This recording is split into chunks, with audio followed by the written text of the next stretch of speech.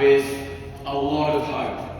You know, before I get into this, I just want to say, first of all, to the whole team here, everybody who is putting everything into conservation, you guys are kindred spirits, and what an honour to be here for the maiden voyage of this amazing space. Please give a big, warm round of applause for the team here at Jacksonville.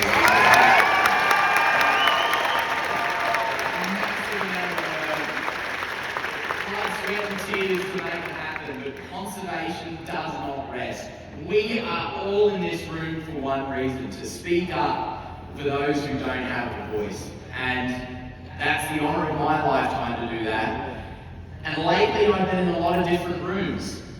Rooms that often aren't, well, let's say conservation isn't really the forefront of the minds when you're in a ballroom dancing. But I feel like, you know what?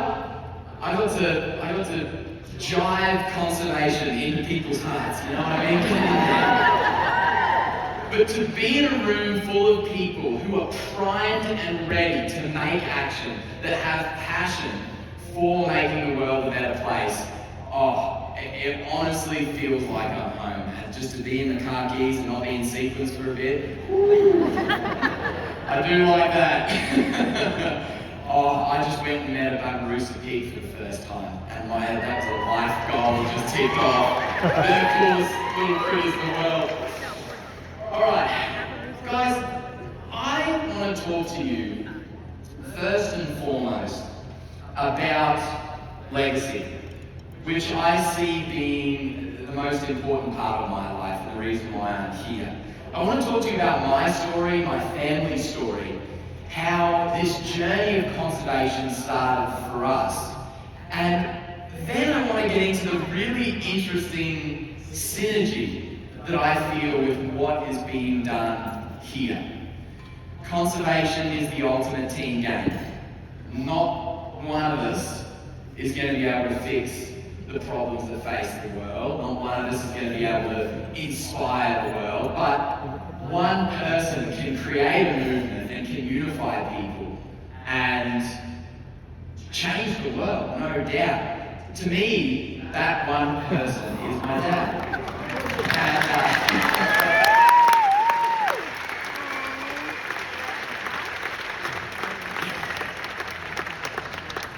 I lost a little bit of that shovel dancing and stuff.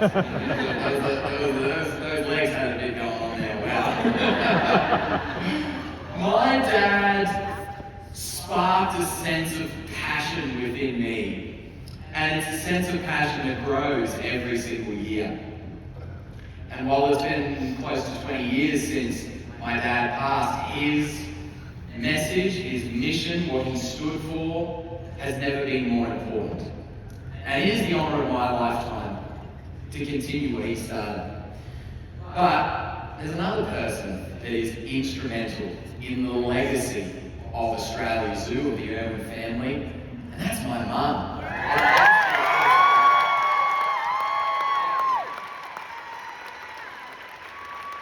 And again, this solidifies what one person can do. My dad created this empire of positivity, of conservation, of passion and family, just loving every second of life and approaching life as if it's like one big adventure, right?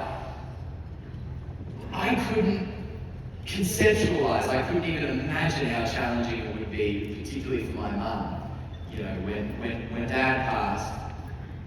But she decided to pick up everything, all the broken pieces, put them back together again, and make sure that everything he lived for will continue forever. So once again, it was one person who kept all of that work going. And I think it just solidifies the fact that we're all creating a legacy. We are here creating a legacy. And I want you all to think about, what is your legacy? And how many people can we unify along the way? That's our mission that my dad started, and that is the mission here in Jacksonville, here where we are, walking the walk and talking the talk.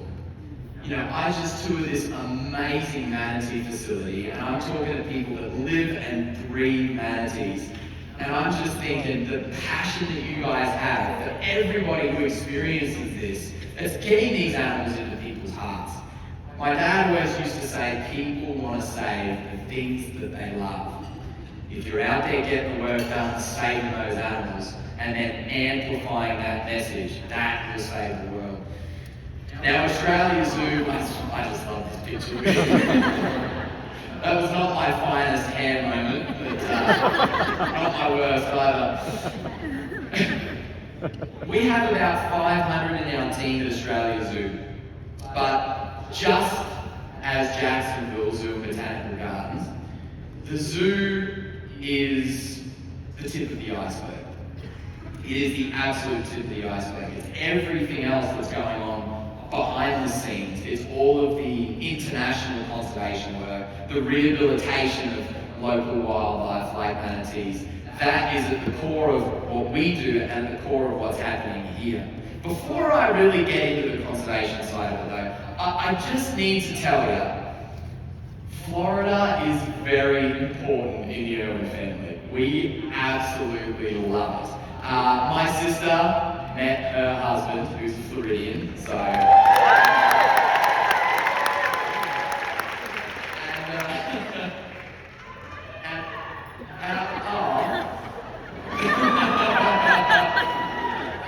And my dad also absolutely loved it here. He loved it that much that he actually filmed a documentary in Florida, exploring the Everglades, checking out the manatees. I want to show you a little snippet of just how much he loved your wildlife here. Hang on, check this out.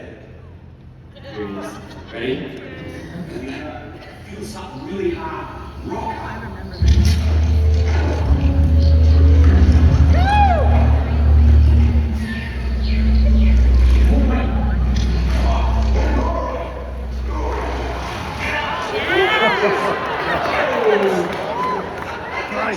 Why did catfish hit hard? We're looking at around about 1,500 pounds a square inch. Bite pressure. Right down inside it. On the bottom there, that little pink thing, that's the lure. I wiggle the lure around, wait till the fish comes through. Chop on. What a fantastic animal. Web feet, they got little claws, and they'll just dig into the mud. Alligators snap into them.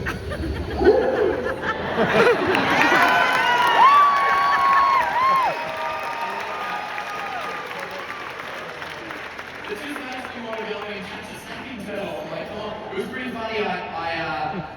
Whenever I come to Florida, the first thing I think is like, oh, you got gators everywhere. I want to catch a gator.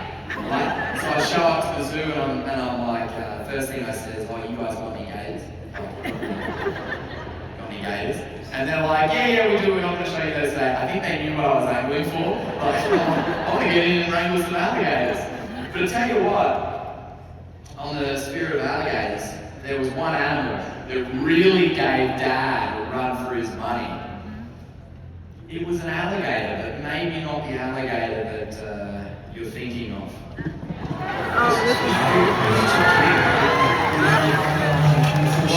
Exactly. Every single time I do my bootlace stuff, I'm scared to death. What? You ask any baseball doesn't do that. Stand back. What size is you?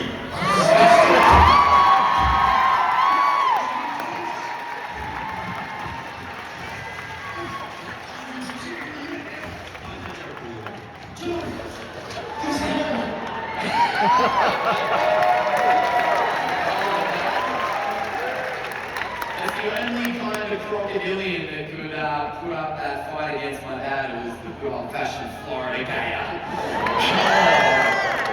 They got a bit of fight in them, I'll tell you that.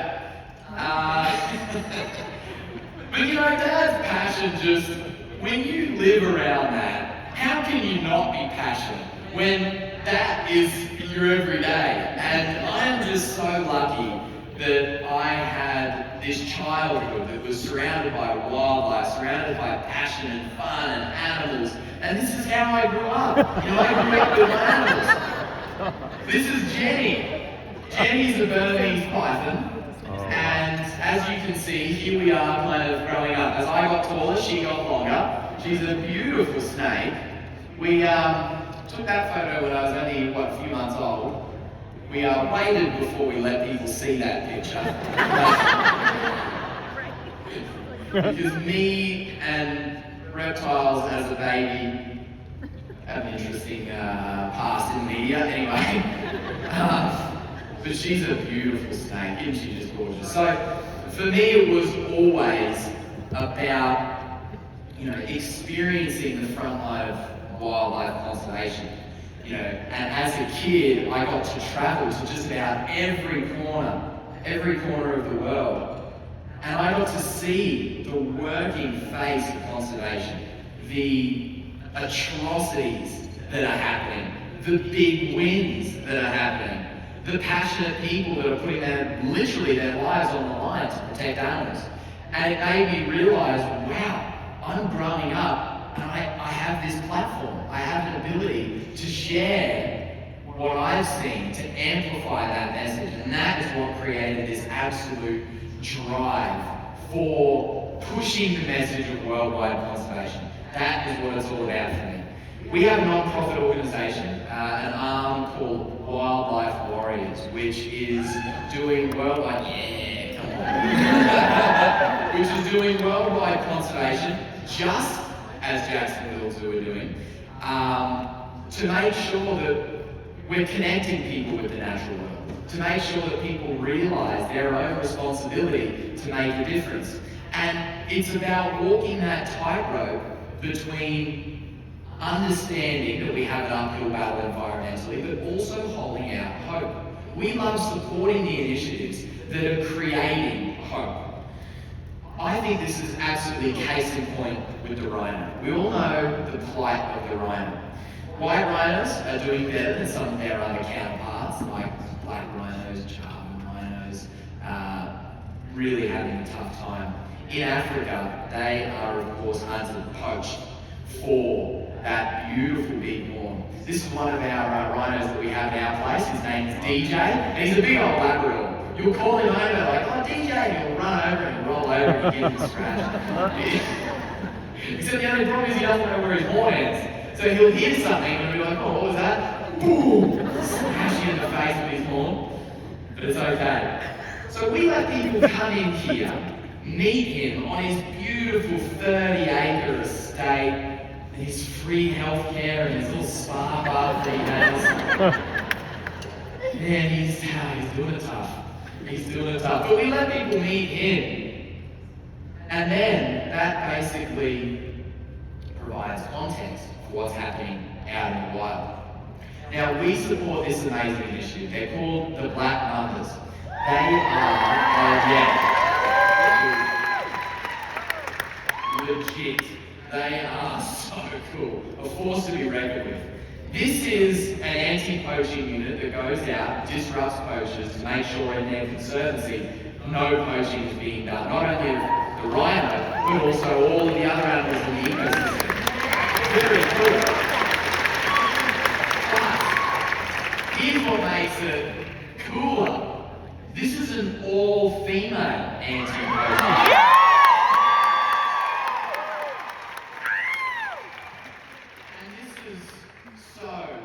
Incredibly important on so many different fronts. Not only are they out there protecting the rhino, and tell you what, mate, don't mess with them. Like, they are so incredibly protective of their wildlife. And anybody who is coming in there to poach a rhino, you're going to be out there pretty quick because they are right on it and absolutely military trained, amazing individuals. But they're also the ultimate role models in their community. This is the pinnacle for every young kid, particularly every young girl who's growing up in these remote communities to go, wow, like, that's my dream. I can have a career in conservation. I am revered. I am an important part of my community if I'm out there saving the rhinos. So that creates this sense of responsibility out there for the youngest generation to go, ooh, that's what I want to be, that's my hero, I want to be saving rhinos. We also work a lot with black rhinos.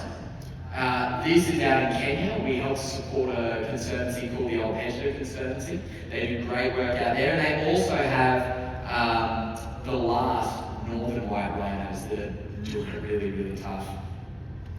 I also had the privilege today of meeting one of the beautiful Malay tigers. Oh my goodness. Bashir, absolutely just stunning. Very vocal cat. I went in there and he's chuffing heaps, that one. Any tiger keepers in here? How was that? That was a good one. Yeah. It's not my first rodeo, mate. And the species that we help to support, the Sumatran tiger. This is what I love about conservation. This is what I love about visiting somewhere like here. I learned something that I didn't even realize. I didn't know that the Malay tigers that you've got here are actually even more endangered than the Sumatran tigers. There are very, very few of them left. So we help not only through a very successful breeding program, just like you guys have got here, but we also help on the ground with making sure that we're helping to dismantle the illegal snares that is really the leading cause of their demise. You see that poor amputee there, lost a leg to a snare. And this is the team that are going out there, quite literally, putting their lives on the line for the tiger. And of course, we have the odd baby tiger, and oh, they are something else. They're really cute, but don't let that fool you. Don't let that cute little face fool you. This was moments before he just went, oh, I'm a cute little plush toy. Oh, yeah. That predatory instinct starts young, but we love it.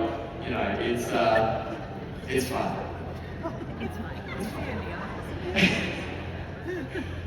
And of course, elephants. We're working very hard on elephant conservation. Sumatran elephants here, and that is full size. Very, very small. You see that cute little haircut they've got. They've got that little fringe going on there. They're very fluffy. They're just a beautiful, beautiful elephant. And again, habitat destruction is really, really running rampant in their wild ranges. And it's kind of sad, you know, at our place, at our zoo, they have more freedom and more room to move than they do in the wild. And this is the harsh reality that we're facing with so many species. The term the wild is dwindling. I mean, it is really dwindling for so many animals. But there is absolutely hope as long as we all band together, as long as we make it a collaboration. That is the key. It's uniting. We all need to unite. That is going to be the key. And this, I think, is a great example of that. You know, I look to you guys here as the leaders of, you know, manatee conservation, rescuing, rehabilitating, and releasing an icon species. It is so important. We do a very similar thing back in Australia with our beautiful native Australian wildlife. Things like the platypus. Aren't they just so cool? I think that's Perry the platypus. That's name is Adam. A couple of the youngsters got that one down. That was good. But I will say, this guy, the koala. That's the flagship. That's the animal that we really specialize in. At our wildlife hospital, we've taken about 150,000 patients. We have a wildlife ambulance service. People can actually bring in animals to the zoo as well, to our wildlife hospital. We invest everything into rehabbing them and releasing them back. But the koalas are of particular importance because they're very, very hard to treat, very high maintenance. The synergy between koalas and manatees is hilarious. It is so real. They are the exact same niche, just on two different parts of the world. You know, here, the icon is the manatee, and they're high maintenance, expensive, they require very, very skilled personnel, they require very specialized habitats. Koalas is the exact same thing, but they're also, this is the poster animal. I mean, if you can't conserve the koala, the icon, the manatee. But what do we have? This is such an important animal to conserve. If we're conserving these icons, we're amplifying that message and that mission. Because if you have areas of pristine habitat for the koala, which is large areas of eucalyptus forest, the entire forest is then protected for all the other animals. If you have beautiful, clear, pristine water for your manatees, and you're making sure that you're taking care of their ecosystem, you're going to save them, and you're going to save everything else. The koalas are just, stunning. They're just beautiful. We see them hit by cars a lot, orphaned, disease, domestic animal attacks. This happens a lot in our local area. And we're there to patch them up, get them back out in the wild. I hate to say it, I absolutely hate to say it, but this is an endangered species, and it's just devastating, They're actually, again, I don't want to say it, they're functionally extinct in some of their range. And it's devastating, but you always have to look at the other side of that. I mean, if we didn't have our wildlife hospital there, there'd be 10,000 koalas that would have just simply, they would have died. There's no hope. But in doing this, if you save the individual, eventually that adds up to helping save the entire species. Very, very important. And I think it's important to note that even for an animal that is on the brink, there is 100% hope. And that comes in the form of habitat, conservation properties. Now, a big pillar in what we do is securing large areas of habitat. This started many, many years ago with my dad, when he basically saw the habitat destruction that was happening in Australia, and he said, okay, I need to do something about this. So we now have about 500,000 acres of land that's set aside as natural preserves. One of those properties is out in the outback, that quintessential kangaroos jumping through the sunset, emus. It's just beautiful. Venomous snakes everywhere. I love it. So good. Guys, you guys have got some good venomous snakes here too. Rattlers, cottonmouth, come on, it's awesome. We've also got a property that is koala habitat. This is out in the Great Dividing Range. Thousands of acres of land that is a natural oasis for wild koalas to live, far from any sort of human intervention, completely pristine as they were intended. This is the role of a zoo. This is the role of a zoo that people sometimes forget. A zoo like Australia Zoo, like Jacksonville Zoo, and Botanical Gardens. I was talking to our amazing horticulture team today, so I need to make sure I get up in there. Plant rule. I'm distracted now, thinking about how cool plants are. The role of a zoo is to give back to conservation. That is what's happening here. Now, our last conservation property that we have here, this is a very important one. This is about 300,000 acres of, again, pristine land in northern Australia, in the heart of crocodile country. Now, this place was set aside as a memorial to my dad, a living memorial. When my dad passed, the government said we want to do something really big. They were talking about having like a giant statue of him. And they're like, we're going to make a stadium, the Steve Irwin Stadium. And we said, all due respect, what he would have loved is a property, a big area of bushland that was in his name. And that's exactly what we have now. This is the Steve Irwin Wildlife Reserve. It is twice the size of Singapore. It's that remote. We've hosted scientists here that have not only found new species of animals, but entirely new ecosystem types. We found a spring forest that was unknown to science. This is like Pandora stuff happening here. Honestly, amazing. But on that note, about a week we acquired this property, we found out about mining lease. The planned mining operation was going to basically destroy about 70% of the property. It would have spelled the end. They were mining bauxite, strip mining. That's as bad as it gets.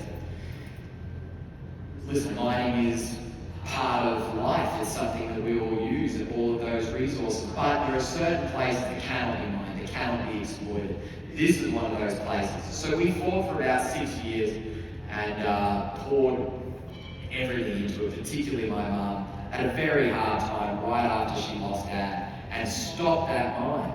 And more than that, classified this as an SEA, a strategic environmental area, affording it more protection in a national park. We're talking World Heritage protection. So this place is now forever.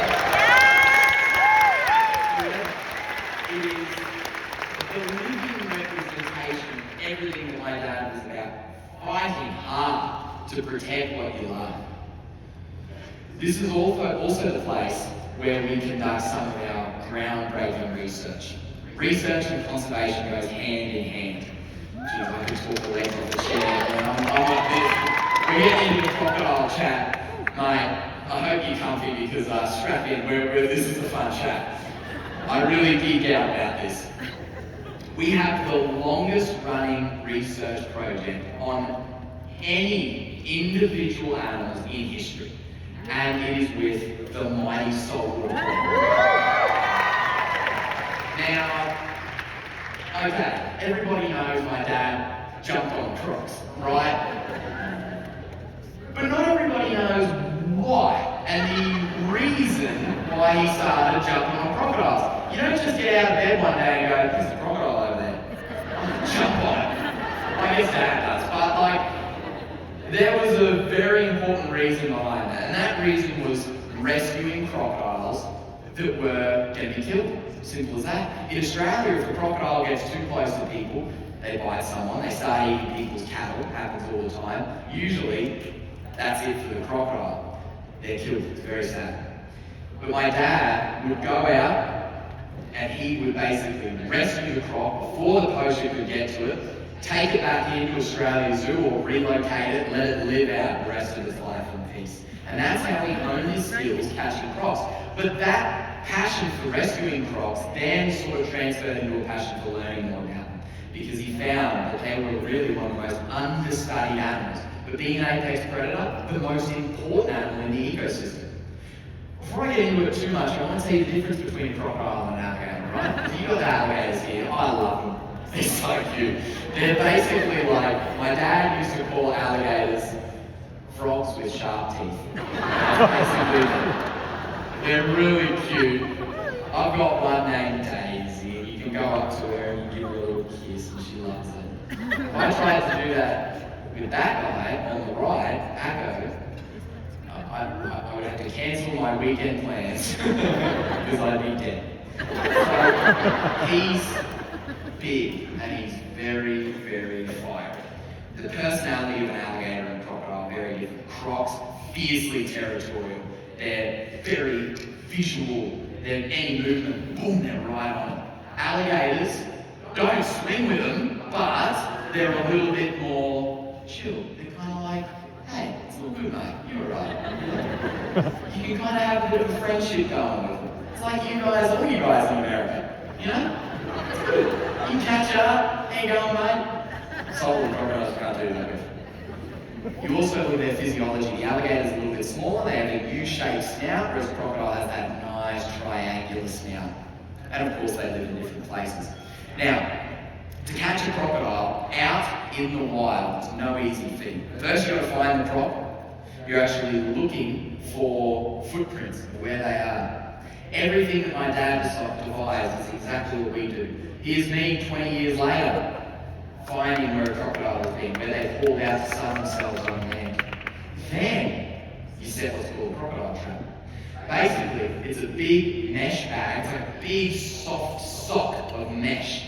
The crocodile will walk in there, grab a piece of bait, mechanism goes off, and the mesh closes around it, and we've got him. We can then take him out of the trap using top jaw ropes. We can attach these amazing cutting-edge telemetry devices, release them back out into the wild, and we can find out everything about them. These are the capture techniques that my dad came up with. Haven't changed a single thing in 50 years, not a single thing. And we've been able to find, for the first time, crocodiles are social animals. People didn't even know they had a social structure. We were able to find they can hold their breath for over 8 hours. We were able to find out their dive times, their temperature data. And to get that sort of data from an indicator species and a keystone species and an apex predator, that is very, very vital. We were the first to find nesting behaviour. And all of this is to make educated decisions about crocodile conservation, how to keep people safe around crocs, how to make sure we don't resort to culling crocs out of an ecosystem. Because in Australia, anything happens, the first reaction is get rid of all crocs. And that creates a massive environmental imbalance. So our research, we can say, we can show how we can better educate people to be safe around crocodiles and make sure that the croc can be left alone in the wild exactly how it should be. Okay, if anybody, any of you who are into science or into research, or you're like me and you're an absolute geek when it comes to animals, if anyone says that science is boring, just show them this video. This is crocodile science. Does any catch a croc? Hello everyone. What an incredibly exciting day. And first of all, what a massive privilege to be able to lead this capture. So today, of course, we've got Drew. Going to go through 12 minutes on the ropes. Busy bloody big head.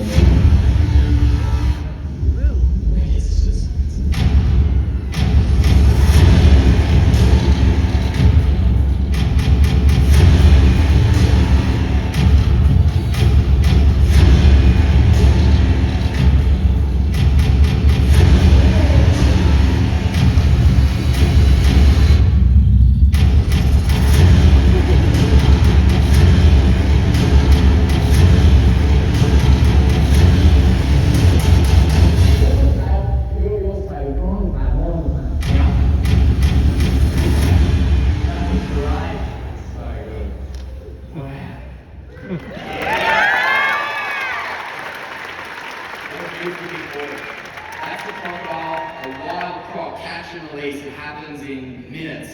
And this is a crocodile we've actually caught, wow, maybe 7 or 8 times. And that's just great proof that our capture methods don't affect the crocodile whatsoever. We go up every year during the month of August, do this catch and release research project. And the crocodiles know what a crocodile trap is. They know what they're getting into. If they've been caught before, they know exactly what's happening. They're not silly, they have a great memory. But they see that big piece of bait off the back and they go, you know what? Yeah, let's go. And they honestly don't even mind. They are a beautiful animal. And understanding how the crocodile works is so important for the rest of the ecosystem. Now, I just want to really quickly end on what I think is a very important note. I think the most important note. The fact that we have hope for the future. It is so easy to get bogged down in the problems, to get bogged down in the issues and the uphill battle that we face in the environmental space. Our job is never done. As conservationists, we will never sit down and go, everything is conserved and it's all peace and paradise and I can retire now. That's not how it works. It's legacy. Conservation doesn't end with us, it doesn't end with this generation, it doesn't end with the next. It is continual. It is creating a societal shift and a sense of responsibility for all of us to do a little something. We are all conservationists. We don't need to change and invest our entire lives into it. We all have a little bit of time, money, resources, whatever we can do to give just a little bit. That's what we need to do. We're all doing that. We're all doing a little something. Our future is bright. Because right now I think a lot of people sit back and go, what on earth can I do? It's all too big. particularly my generation. I mean, I'm one person, what on earth am I going to do? But there is no plan B. And I would say the most important thing, particularly for young people, find your community. Being somewhere like right here, it solidifies the fact that we're a community. There are so many of us around the world who have an interest, who have a passion in conservation. That's why all of us, hundreds of us, are in this room. That doesn't happen by accident. It's because we all have that passion. We all share ideas. We all share our own experiences. We all, tonight, give a little bit to a cause that really needs it. It's a big peep, I'm watching you. And that is how we're going to create that hope for the future. This is just a little story that I want to tell you about. This is a very special animal. An example of legacy, of how conservation spans generations. There's a quote that I'll butcher, but it's basically, like the true greatness is planting the tree and never sitting in its shade. And that, I think, is what Dad did. He discovered this species of turtle. Back in the 90s, he was out with his father and saw this turtle swimming around. They're in the middle of nowhere, like fishing or something. And he looks and goes, that's kind of strange. Jumps off the side of the boat, grabs it. That turtle didn't stand a chance. Got it back in the boat, had a look at it, and went, yep, that's a new species, and let it go again. And then, years later, decided to actually, describe this as a new species, previously unknown to science. This is the Irwin's turtle, the Alcea irwini, a really special animal, very special animal. Native only to a very small pocket of habitat in Northern Australia, actually very near to where the Seagoing Wildlife Reserve is now. Unfortunately, not long ago, a dam was going to spell the end of one of the last strongholds of the Irwin's turtle. It would have been kind of the final mountain before. And so we went out and we realised to protect the species we had to work twofold. We had to save the individual and we had to stop the dam. The on-the-ground, boots-on-the-ground approach and the high-level approach. We had to hit that at the same time. First of all, we went out, we did a strategic rescue mission to rescue individual turtles from the wild. So it was the first time we were going back since decades before that Dad originally discovered this turtle, not even knowing if they were going to be there. Not only did we find them, but we rescued a brand new crop of turtles and brought them back to Australia. Isn't that cool? Look at that little grin on his face. But it gets cooler. Not only did we do that, we built a state-of-the-art facility with all of the water controls to be exactly how it is in the Burdekin River where they're found. The same substrate, the same plants, the same everything. Just like what you guys do for the manatees, getting that water quality just perfect to make sure they're happy and healthy. We did that for the Irwin's turtle. It gets cooler though, it gets cooler though. We then took a male and a female and they fell in love. And they had little babies! And it gets even cooler. We got a crop of like 50 of these cute little baby Irwin's turtles. We released them back into the wild. We stopped the dam, and now we've got this beautiful, pristine spot with a whole new generation of the Irwin's turtles that's surviving, they're thriving, and their future is bright. And I just, isn't that true? It makes me emotionally talking about it. And Dad could never have imagined that this animal that he saw on a trip on a whim and went, wait a minute, this is a big deal. This is a new species. That now, what? When were the 90s? 30, no, I won't even say. Quite a while after that. They're now being conserved. I think that is conservation. And there is so much, and there's so much synergy in our story and the story of Jacksonville Zoo and Botanical Gardens and of conservation in Florida. One thing that people don't realise, my dad loved manatees. Absolutely loved them. This is him introducing my sister to a manatee. Isn't that sweet? And so that was here in Florida. He thought the absolute world of them. Tell you a funny story. He loved them, but he was the sort of person where he couldn't just look at a manatee and go, oh, that's nice. He had to chuck in there with him. So he was swimming with one, and she's a beautiful big female, right? And she's just cruising along, and he goes, oh, this will be really cool. He's freediving, no scuba, just a snorkel. He had a pretty good breath hold on him. He snorkels out in front of this manatee, dives to the bottom of the river, kind of like holds onto a rock or something, and just lays at the bottom of the water and watches her just cruise right over the top of it. Beautiful, right? But then she decided that right where he was laying was a good spot to just park. So she just starts coming down like this, and Dad's like, oh, crikey, like this is bad. I probably not one of the things, but anyway, he's like, oh poo, this is really bad. And she's just like settling on top of him, and then just like settles on his chest. And I remember my mum telling me the story, he was like, oh, this is such a beautiful moment, wow. And then a minute goes by, and he's like, this is less beautiful. and then 2 minutes go by, and he's like, this is not beautiful. Yeah, no. And then like 5 minutes. These things can hold their breath, what, 20 minutes? And he's just laying there like trying to dig himself out. And eventually she just goes, okay, and just like takes off and he comes back up to the surface, it was all fine.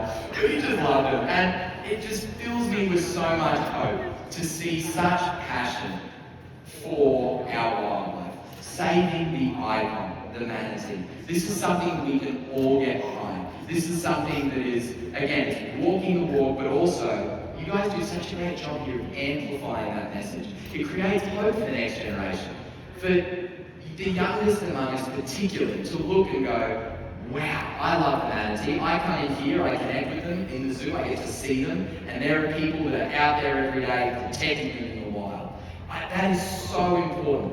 That is what creates this sense of hope for the next generation. So, thank you for being here, for putting your resources towards something that is inspiring the next generation and that is creating real, absolute action in the wild for so many animals. And I know for me, we talk about when was your first experience in a zoo. I mean, I was born in a zoo. I can't remember. I was born into it. And when I see a great facility that's really put in the work and really doing the right thing, I'm like, yep, I'm all alone. That's what's happening here. Thank you very much.